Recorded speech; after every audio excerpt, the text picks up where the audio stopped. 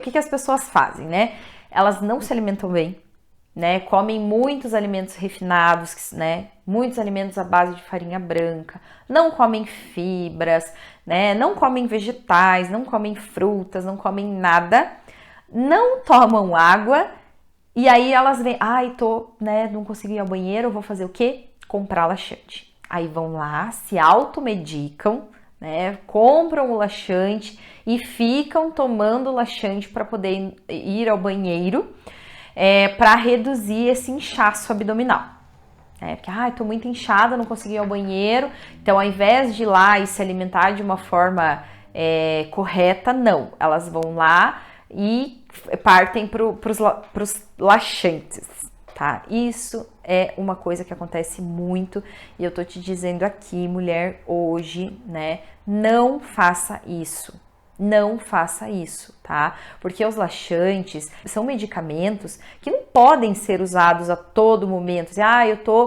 Não me alimento bem, eu não tomo água, não consumo nada, aí vou lá e tomo laxante para poder ir ao banheiro. Não, isso não deve ser feito, tá? O laxante, ele é um medicamento importante, sim, mas ele precisa ser primeiramente, ele precisa ser prescrito por um profissional, por um médico, e em casos específicos, né? Por exemplo, a pessoa, às vezes, ela tem, né, realmente uma doença no intestino, né? Ela come bem, ela se alimenta bem, ela toma água, mas mesmo assim ela não consegue ir ao banheiro. E aí, para algumas situações específicas, né, é prescrito esse laxante. Mas ele tem que ser prescrito por um profissional. E não, né, me automediquei lá, não consegui ir ao banheiro, como tudo errado, vou lá e vou tomar. E assim, as pessoas tomam muitas vezes seguidas. E isso é péssimo, porque daí o que acontece? Acaba tendo episódios de diarreia, né, frequente, aí a microbiota intestinal acaba ficando toda atrapalhada, né? E isso não é bom, tá? Isso não é saudável.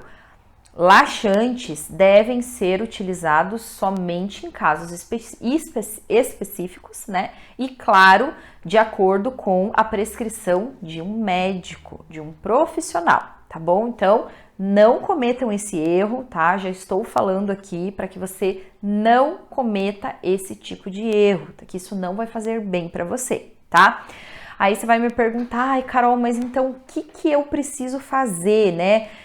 O que eu preciso incluir aí na minha rotina para que meu intestino funcione bem e para que eu possa, né, conseguir emagrecer de uma forma mais efetiva? Primeiro de tudo, fundamental, sem ingestão de água, o seu intestino não vai funcionar. Você pode consumir fibras, você pode usar glutamina, você pode tomar probiótico, você pode fazer tudo. Se você não estiver ingerindo água, tá? Não vai funcionar. Você vai me perguntar, Carol, mas quanto de água eu preciso consumir por dia? É uma continha super fácil que você pode fazer aí rapidinho em casa, que você vai saber qual é a quantidade ideal em litros de água que você precisa consumir diariamente, tá? Você vai multiplicar 35, né, vai fazer essa continha, 35 vezes o seu peso. Então, se o seu peso é 60 quilos, você vai multiplicar 60 por 35. Esse resultado final é a quantidade em litros que você deve consumir de água diariamente, tá bom? Então, assim, dica fundamental, soberana, que não pode faltar para melhorar a qualidade do intestino, né? Funcionamento do intestino. Água. Água, água, água, tá bom? Água normal, tá? Não é água, esses estilos refrigerantes, não. Água, tá bom? Água normal. Segundo, enriquecer a sua alimentação com fibras. As fibras são extremamente importantes para ajudar no trânsito intestinal. Então, se você tem uma alimentação muito rica, né, muito à base de farinha branca, de carboidratos refinados, a probabilidade do seu intestino funcionar de uma maneira ineficiente, né, dele não funcionar bem, é muito grande. Então, o que você precisa? Incluir fibras na tua alimentação. Aí você vai me perguntar, Carol, quais fibras, né? Você pode incluir aveia, linhaça, chia, Psyllium é muito bom para ajudar, né, no trânsito intestinal. E também é legal você substituir os carboidratos refinados, né, aqueles carboidratos que são à base de farinha branca, pelos carboidratos integrais. Isso é muito importante, por quê? Porque eles têm mais fibras. Mas olha uma dica muito importante que eu vou te dar agora sobre o rótulo desses alimentos integrais, tá? Porque assim, ó, existe na indústria alguns alimentos que ele tem uma adição de farinha integral, mas ele não é 100% integral, tá? Ele vem lá, às vezes um biscoito, às vezes um pãozinho integral, ele diz que é 100%, assim, aparenta ser integral, mas no fundo não é, tá? Então, o que você precisa observar no rótulo desses alimentos para saber se realmente ele é 100% integral ou não, tá?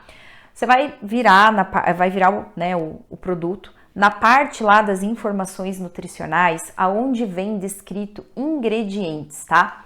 O primeiro ingrediente que vem lá, ele tem que ser farinha de trigo integral, tá? Por quê? Na rotulagem de alimentos, os produtos, né, os ingredientes, eles são descritos da maior quantidade para o menor, tá? Então, quando você vê lá que o primeiro ingrediente é farinha de trigo integral, isso significa que o ingrediente que existe em maior qualidade naquele produto é a farinha de trigo integral, tá? Então, esse é um produto seguro, que você sabe que pode comprar, que ele realmente é muito rico em fibra.